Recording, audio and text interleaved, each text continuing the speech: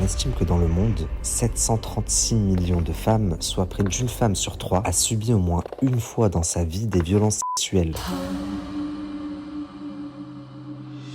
Et les chiffres sont en constante augmentation. Pourtant, depuis une dizaine d'années, le nombre de condamnations pour viol est fortement en baisse. Une étude affirme d'ailleurs que 2 femmes sur 3 n'en parlent pas, par peur de représailles, peur que la justice ne fasse rien, ou pire, par honte. Pendant plus de 10 ans, Gisèle Pelicot va être violée et droguée par l'amour de sa vie. Il invitera une centaine d'hommes à abuser de sa femme chimiquement soumise. Une affaire historique qui défraie la chronique. Pour la première fois, 51 personnes accusées de viol aggravé seront jugées devant la cour criminelle du Vaucluse pour une seule et même personne, Gisèle Pelicot. Procès Mazan. Le procès des viols de Mazan est hors norme. Gisèle était droguée par son mari qui recrutait des hommes. Une cinquantaine d'hommes accusés d'avoir violé une femme. Le calvaire de cette femme aura peut-être servi à ouvrir un peu les yeux de la société. Je me suis laissé guider, j'ai perdu le contrôle de moi. C'était lui, il devenait rouge, il devenait fou, et c'est son plaisir à lui en fait. Il m'a envoyé des photos d'elle, nue, dans son jardin. Lui, il lui tient la tête. Il me dit, voilà, la fellation. Vous me ferez pas dire ce que j'ai pas envie de dire. Oui, c'est un viol, mais dans moi, j'en ai pas violé. Aucun homme n'accepterait de donner son numéro de téléphone, son ADN, son visage et de voir le crime être filmé. À partir du moment où les 50 violeurs sont des hommes ordinaires, ça veut dire que les hommes ordinaires sont tous des violeurs. Tu n'as pas du tout l'intention d'aller commettre un viol, c'est important. Grâce à vous tous, j'ai la force de mener ce combat jusqu'au bout. Vous entrez dans les coulisses d'une histoire sombre et complexe où chaque découverte nous rapproche de la vérité. On n'aurait jamais pu imaginer une seule seconde la vraie nature de la personne qui est en réalité mon père. Salut tout le monde, j'espère que vous allez bien. Nous sommes au 11e jour du procès des viols de Mazan, qui traite d'un sujet encore inconnu il y a peu, la soumission chimique. Le procès a débuté le 2 septembre 2024 et est toujours en cours. Il prendra fin en décembre et il n'y a pas moins de 51 accusés qui seront renvoyés devant la cour criminelle du Vaucluse pour une seule victime, Gisèle Pelicot. C'est le grand retour de Dominique Pelicot, notre principal accusé. Il est assis sur une chaise de bureau dans le box. À l'entrée de la cour, tout le monde se lève, à l'exception de Dominique Pelicot, qui a obtenu un aménagement pour rester assis lors de ces débats. Suite à son hospitalisation, le président va rendre compte de son rapport médico-légal. L'accusé sur le plan physique et mental est en état de comparaître. Le président s'adresse maintenant à Dominique Pelicot. Vous êtes donc renvoyé pour crime de viol aggravé contre votre épouse et Madame X, la femme de Rasmus, mais aussi pour captation d'images impudiques sur vos belles-filles et votre fille. Micro à la main, Dominique Pelicot lui répond « Je reconnais les faits dans leur globalité ». Le président lui demande alors s'il souhaite prendre la parole. « Oui, monsieur le président. Je suis né le 27 novembre 1952. Ma mère, une très belle femme brune, passait son temps à travailler. Mon père, lui, n'était jamais là. J'ai un peu été élevé par ma grande sœur. Dans les années 60, nous sommes arrivés dans un lieu magnifique, un château en déshérence. » Puis Dominique Pelicot évoque le viol qu'il aurait subi à 9 ans de la part d'un infirmier, alors qu'il était hospitalisé pour une blessure à la tête. Il m'a dit « Je m'appelle Basile, tu veux des bonbons ?» Ça a commencé par des caresses, puis j'ai senti une moustache dans mon derrière, puis une odeur, puis plein d'autres choses que je n'ai pas compris. Quelques années plus tard, la famille Pelicot quitte le centre et Dominique signe comme apprenti à l'âge de 14 ans. Ses parents refusent qu'il poursuive ses études. Un jour, alors que je suis sur un chantier, j'ai entendu une femme et on m'a attrapé par le col. On m'a dit « Cette femme va te dépuceler ». C'était une femme qui était en train de subir un viol par d'autres hommes. On m'a mis la tête dans son sexe et j'ai vomi. Dominique explique qu'il s'agissait d'une petite handicapée qui habitait tout proche de chez lui. J'ai eu mon CAP à 17 ans, mon permis en 1971, année de ma rencontre avec Gisèle. C'était très lourd à porter, mais je ne lui reproche rien. J'étais très heureux avec elle. On a eu 3 enfants et 7 petits-enfants que je n'ai jamais touchés. Je suis un violeur, comme tous les autres dans cette salle. Ils savaient tout et ils peuvent pas dire le contraire. Elle ne méritait pas ça, je le reconnais face à elle. Les yeux de Gisèle se mettent à briller et elle remet immédiatement ses lunettes de soleil fumées. On ne naît pas pervers, on le devient. Et même si c'est paradoxal, je n'ai jamais considéré ma femme comme un objet, précise Dominique Pelicot. Quant à la pédophilie, j'en ai jamais eu envie. Le président reprend. Entre votre interpellation pour captation d'images impudiques sous la jupe des femmes dans un supermarché et votre garde à vue pour viol aggravé, vous allez renouveler les rendez-vous à votre domicile pour violer votre épouse. Comment expliquez-vous cette persistance dans la transgression? Mon épouse était absente depuis un moment. Quand je me suis fait arrêter arrêté, c'était quasiment un suicide. Je ne savais plus comment m'en sortir, répond Dominique Pellicot. Je savais qu'en me faisant arrêter, il n'y aurait qu'à tirer sur le fil d'Ariane de mes disques durs. Vous n'êtes pas obligé de me croire, mais j'ai conscience du mal que j'ai fait. On ne l'est pas comme ça, on le devient. J'ai beaucoup réfléchi, beaucoup écrit. Gisèle prend alors la parole et dit: il est difficile d'entendre de la bouche de Monsieur Pellicot ce qu'il vient de dire. Pendant 50 ans, j'ai vécu avec un homme dont je n'imaginais pas une seconde. Les avec tous ces hommes derrière moi. Pas une seconde je n'ai douté de cet homme, je lui aurais donné mes 2 mains à couper. Je n'ai pas vu ses failles. Dominique va alors s'adresser à son ex-épouse sous proposition du président. Je regrette ce que j'ai fait, même si c'est impardonnable, dit-il. Puis un officier de police l'interroge sur l'inceste de son père avec la petite fille accueillie dans sa famille. Car oui, la famille Pellicot avait recueilli une petite fille qui aurait été violée par le père de Dominique Pellicot. J'ai vu la situation se dégrader, répond Dominique. J'ai plus honte de mon père qu'autre chose, mais finalement je ne suis pas mieux que lui. Interrogé par une avocate de la défense sur le délai qu'il a eu pour raconter ce qu'il avait subi dans son enfance, il répondra que son frère a toujours tout nié de l'inceste et des violences. Mon frère a été écœurant, dit-il. L'avocat reprend: pourquoi personne n'a dénoncé l'inceste sur cette petite fille victime de votre père? Pourquoi personne n'a rien fait? Vous savez, dans les familles, il y a une certaine omerta. Ma sœur a fui mon père, je n'étais même pas majeur. Vous enfiliez des culottes à trous à votre épouse, comme celles que votre frère avait trouvées chez votre père. C'est une reproduction de fantasmes, concède Dominique Pellicot. Ce n'est pas une vengeance? Non, répond Dominique. L'officier de justice interroge ensuite Dominique sur les vidéos prises et son esprit collectionneur. Une part de plaisir, admet Dominique, et une part d'assurance également. Et grâce à ça, on peut retrouver aisément tous ceux qui ont participé à ça, dit-il. Dominique Pellicot poursuit en évoquant toutes les accusations d'inceste qui pèsent sur lui, avec un épisode où il aurait demandé à sa petite fille de soulever sa robe en échange d'un cadeau, ou quand il a voulu jouer au docteur avec son petit-fils, ou encore quand il se la porte ouverte et que sa belle-fille l'a vue, ou encore quand il a pris ses 2 belles-filles en photo sous la douche, ou encore sa propre fille quand elle dormait. Il réfute catégoriquement les accusations d'inceste. Le président revient alors sur l'agression qu'il aurait subie à l'âge de 9 ans. Comment expliquez-vous que votre frère ait minimisé les faits? Vous parlez de lui parle d'attouchement. Mon frère a dit que j'ai été simplement tripoté. Il aurait pu faire enfermer mon père, mais il a manqué de sens de justice. Le président demande ensuite: vous aurez assisté à des ébats sexuels de vos parents, ce qui constituerait une initiation traumatisante. Oui, malheureusement, pendant nos vacances dans l'Hérault, mon frère sortait, j'étais seul à la maison le soir, et j'ai vu ma mère obligée de faire certaines choses. Je l'entendais dire non, mais ça continuait quand même. Autre question du président: vous avez dit j'étais heureux avec Gisèle. L'avez-vous aimée? J'ai été fou d'elle. C'est elle qui remplaçait mon tout. Je l'ai énormément aimée et je l'aime toujours. Je l'ai bien aimée pendant 40 ans et je l'ai mal aimée pendant 10 ans. Les experts estiment que vous aviez un ressentiment à l'égard de Gisèle Pellicot quand elle partait à Paris pour garder ses petits-enfants. Dominique répond: je ne lui ai jamais reproché. Mais être seul sans elle, c'est la moitié de moi qui part. Quand ça durait longtemps, c'était dur. Ma femme avait un cœur en or. Elle n'a jamais été une femme soumise. C'était la famille idéale. C'est moi qui ne l'étais pas. Et pourquoi n'alliez-vous pas avec votre femme en région parisienne, demande le président. J'avais un chien et des travaux à surveiller, répond Dominique. Vous avez assisté au déclin de Madame Pellicot. Ses inquiétudes, ses rendez-vous neurologiques. Pourquoi ne pas avoir trouvé la volonté d'arrêter de faire ce que vous lui faisiez subir? L'addiction était trop forte. J'essayais de la rassurer, mais j'ai trahi sa confiance. J'aurais dû arrêter bien plus tôt. Et ne pas commencer du tout aurait été encore mieux. Mais je traîne trop de choses derrière moi, se justifie Dominique. Vous l'avez exposée au VIH. Elle a eu un accident de voiture. Elle a eu un risque de régurgitation, poursuit Maître Babonneau, l'avocat de Gisèle. Est-ce que vous en avez conscience? Je ne pouvais pas les ignorer, répond Monsieur Pellicot. Mais je ne la laissais jamais seule. Il y avait une volonté de salir, d'humilier. N'y avait-il pas aussi de la haine à l'égard de Gisèle Pellicot, poursuit l'avocat? Non, jamais de la haine. Je ne peux pas entendre ça. Je n'ai eu que de l'amour pour Gisèle.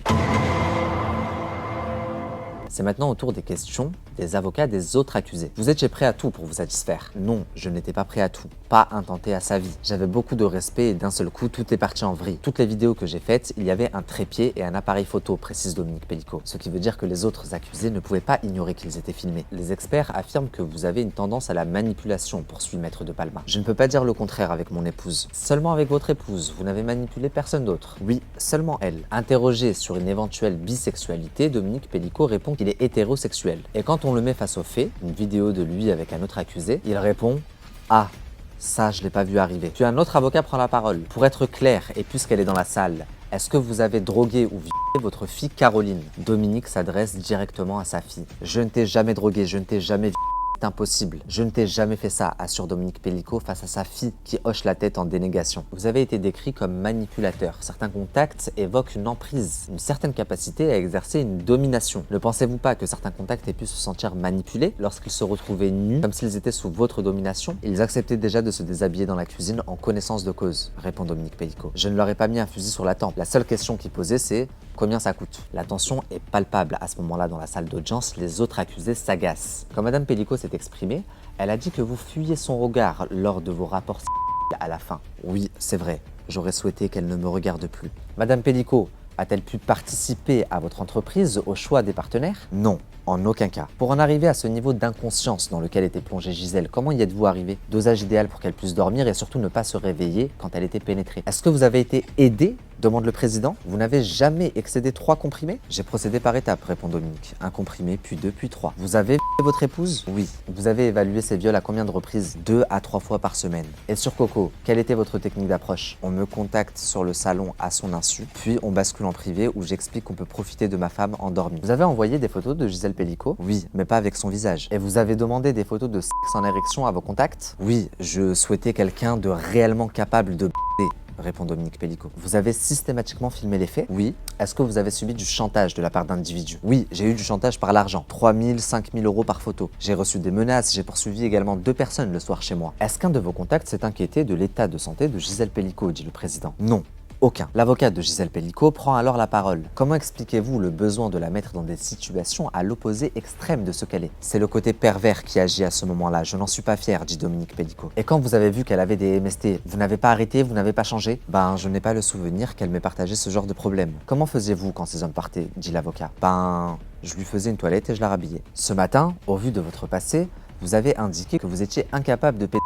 Qu'en est-il de l'inceste? En aucun cas je n'ai touché mes enfants ou mes petits-enfants. L'avocat l'interroge alors sur les photos dénudées de sa fille Caroline. Pourquoi ne pas en avoir pris de vos fils? Car je ne suis pas attiré par les garçons, répond Dominique Pellico. Caroline, qui est présente dans la salle d'audience, s'énerve et s'en va. Pourquoi une photo est intitulée « Ma et sa fille » et pas « Ma fille » puisque c'est également votre fille? Vous avez également fait votre femme dans le lit de votre fille? Caroline revient en salle d'audience après s'être calmée. L'avocat reprend. Ce photomontage est-il normal? Non, pas du tout, dit Dominique. Est-ce que vous avez pris des photos de votre fille? Non, dit-il. Il ment, crie sa fille Caroline de l'autre bout de la salle. Pourquoi l'avez-vous droguée, dit l'avocat. Dominique répond. Mais pourquoi dites-vous ça alors qu'il n'y a pas de preuves et que les analyses sont négatives? C'est bien dommage qu'il n'y ait pas de preuves. C'est tout le drame de votre fille. Avez-vous une attitude à amadouer vos contacts sur Coco, à aller dans leur sens pour arriver à vos fins et que ces hommes viennent pratiquer des actes sur votre femme? Pas besoin de convaincre, j'ai forcé personne. J'ai posé une question, c'était oui ou non. Vous dites que tous savaient? Oui, je vous dis que tous savaient. J'annonçais la couleur. Vous annonciez qu'ils allaient commettre un crime, dit l'avocat. Donc pour vous, ces gens venaient commettre un crime sans préservatif, laisser des traces susceptibles de les identifier, accepter d'être filmés? Dominique répond. Je leur disais que je faisais la toilette derrière et ça leur suffisait pour se dire qu'ils ne seraient jamais inquiétés par la justice. Vous avez un souvenir précis pour chacun d'entre eux? Si je vois leur tête, oui, j'avais le fantasme de partager mon épouse avec quelqu'un. Mais le plaisir que vous envisagiez, ce n'était pas le plaisir qu'elle soit endormie, reprend Maître El Bouroumi. Ma femme était réfractaire à l'échangisme. Un jour, on a été dans un club échangiste, mais elle n'a pas aimé ça. C'est pour ça que je l'ai endormie. Et ils sont tous venus ma femme avec moi. Dans cette salle, on est tous tentés de prendre le micro pour dire que vous êtes un menteur notoire, monsieur Pellico. Depuis ce matin, vous dites que vous n'avez manipulé que votre femme. Mais n'avez-vous pas menti à votre médecin pour vous procurer du Temesta? C'est une cachotterie, un mensonge, dit l'avocat. Je mens peut-être, mais les hommes qui sont venus chez moi ne sont pas venus par hasard, assure Dominique Pellico.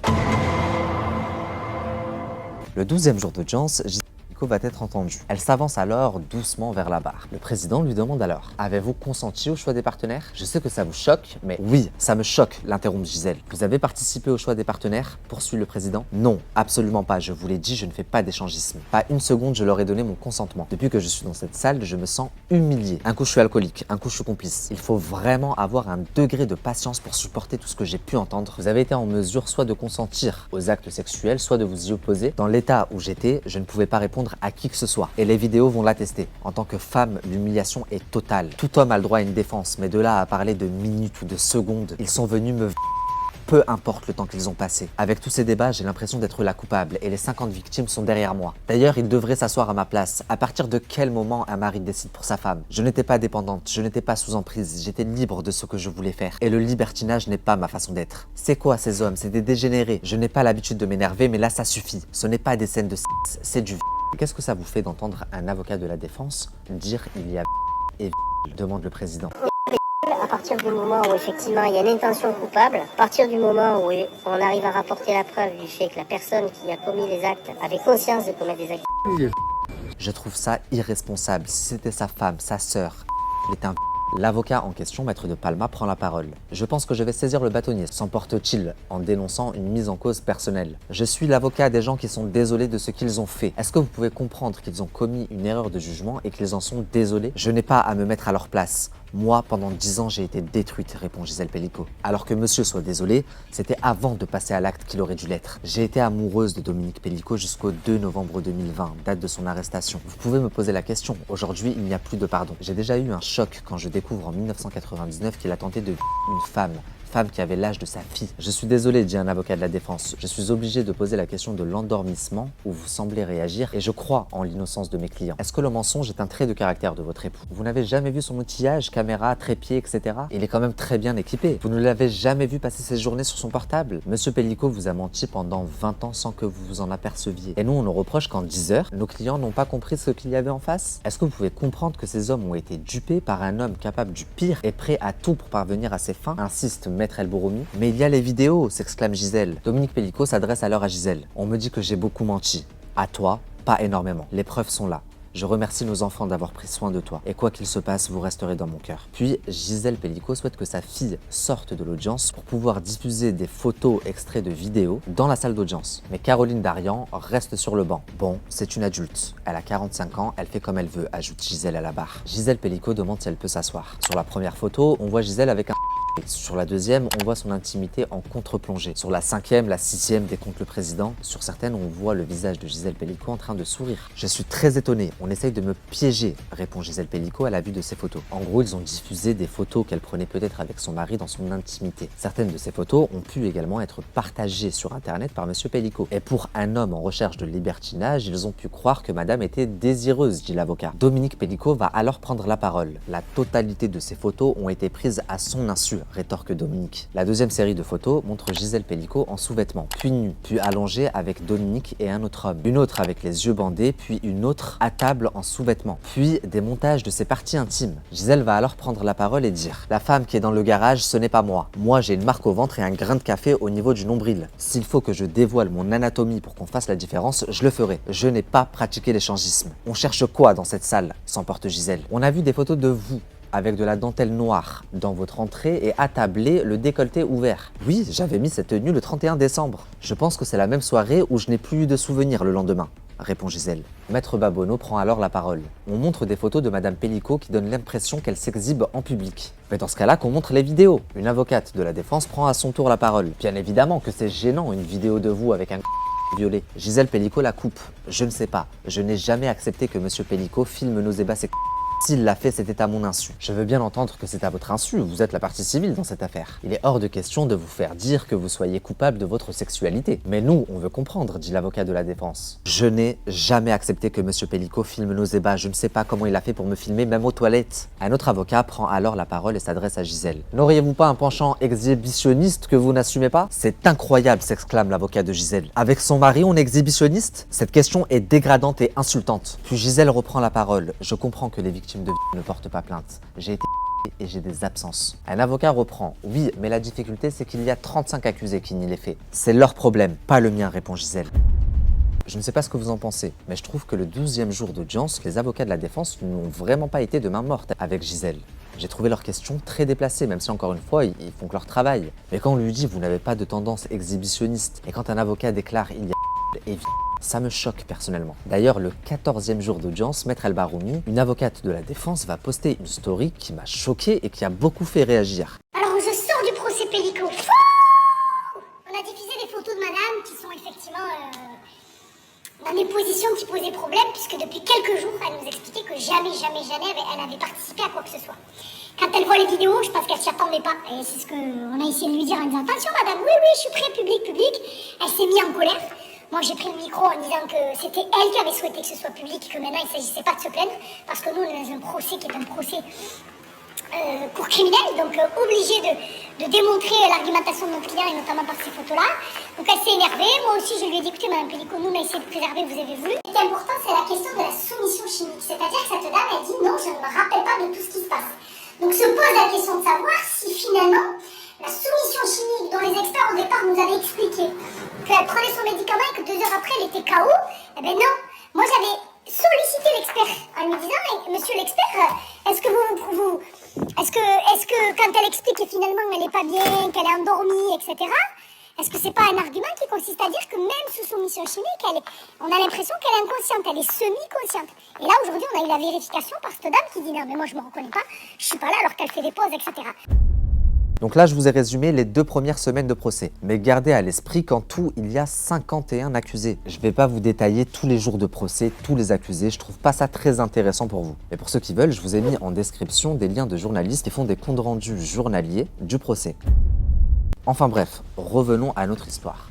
Le 15e, 16e, 17e, 18e, 19e jour, la semaine qui a suivi, nous allons en apprendre plus sur d'autres accusés encore. Des experts vont être entendus, des femmes et des proches d'accusés vont être entendus également, et bien sûr les accusés eux-mêmes. Sans grande surprise, la plupart du temps, les accusés ont la même défense. Pour la plupart, ils n'étaient pas au courant que Gisèle était droguée par son mari. Pour eux, c'était une simple mise en scène. Quand ils ont compris ce qu'il en était, beaucoup disent avoir eu peur et s'être sentis intimidés par Dominique Pellicot. En ce qui concerne leur enfance, comme le premier groupe d'accusés, beaucoup vont confier avoir subi de graves traumatismes dans leur enfance.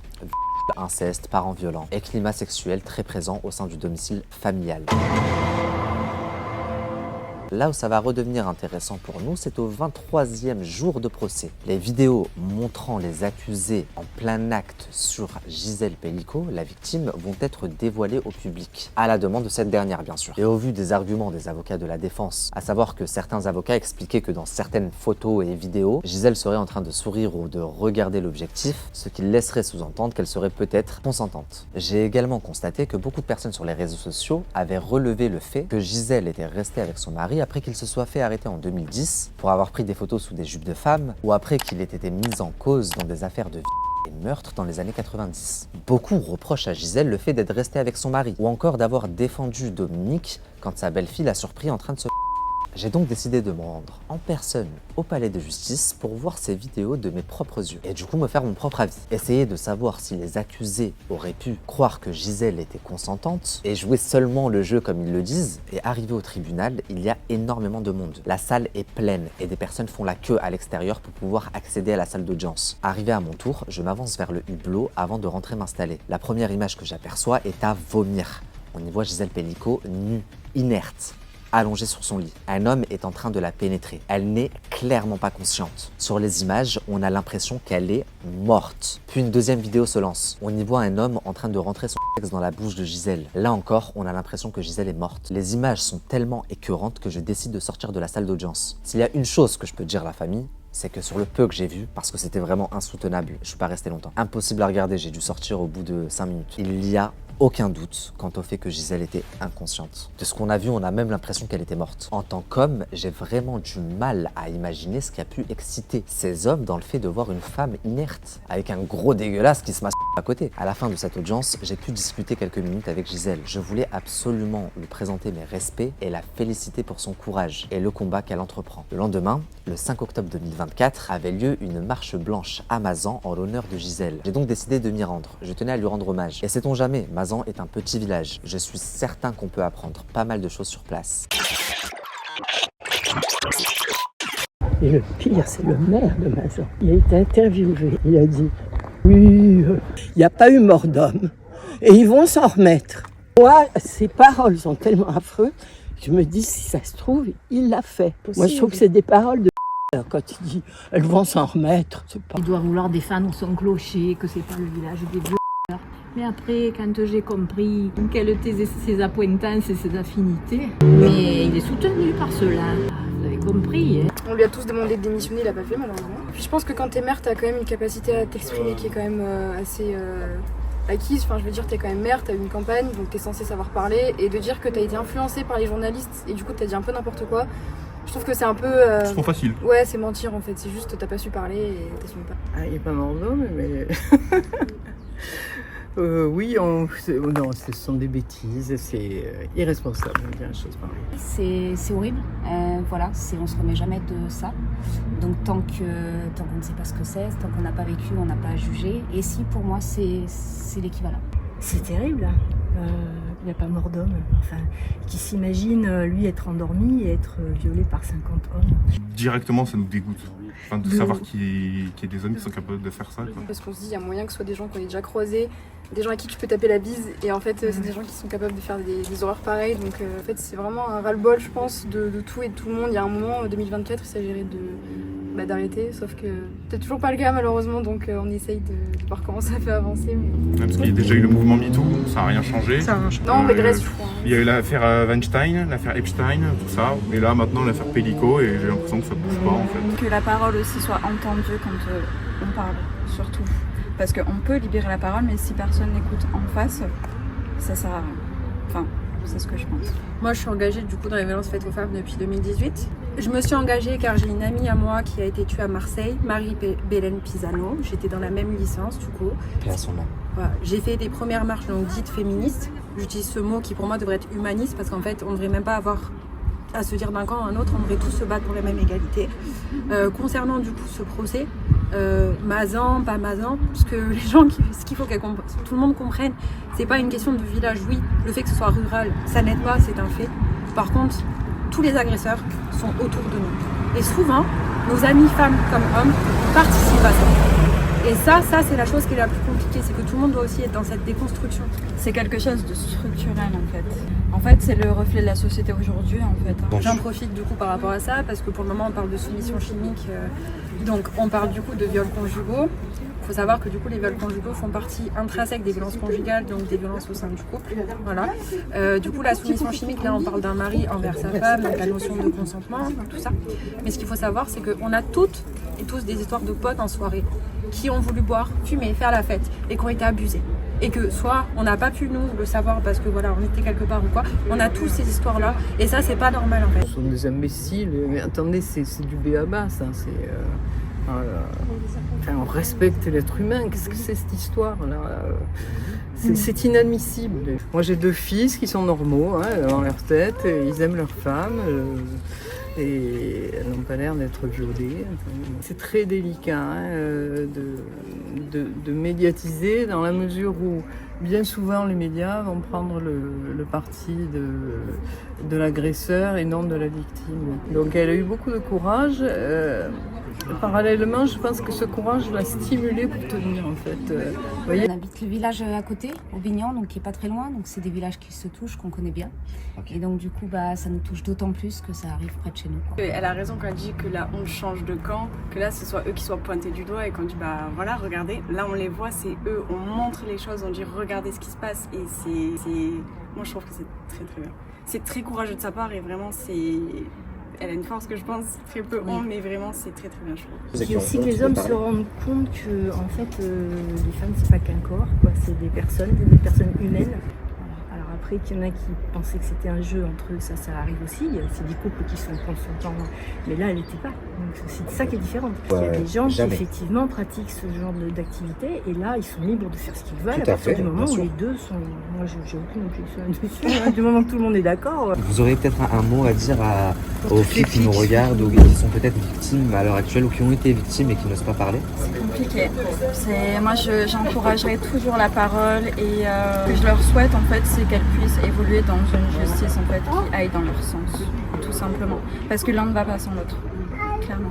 Et qu'elles s'accrochent parce que ce sont des guerrières. Moi je dirais, on vous croit, même si vous n'avez pas parlé, on vous croit, même si il y a des choses qui vous reviennent, dont vous doutez, on vous croit. Parlez-en autour de vous, même si les gens à qui vous en parlez, ils vous renvoient cette impunité. Oui, c'est pas bien, tais-toi. Moi, ça m'est arrivé, j'ai été victime de violences sexuelles dans ma famille. Toute ma famille m'a renié par rapport à ça. Voilà, comme ça c'est clair.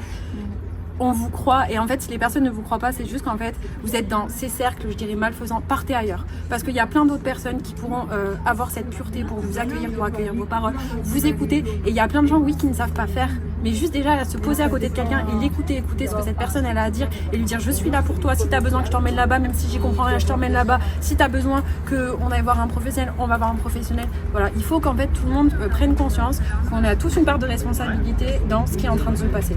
Après est-ce que ce procès changera quelque chose?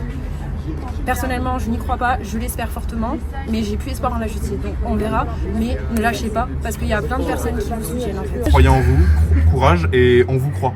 Et porter plainte, c'est important, même s'ils font rien, continuer. Même si faut forcer avec la justice. Voilà, c'est ça.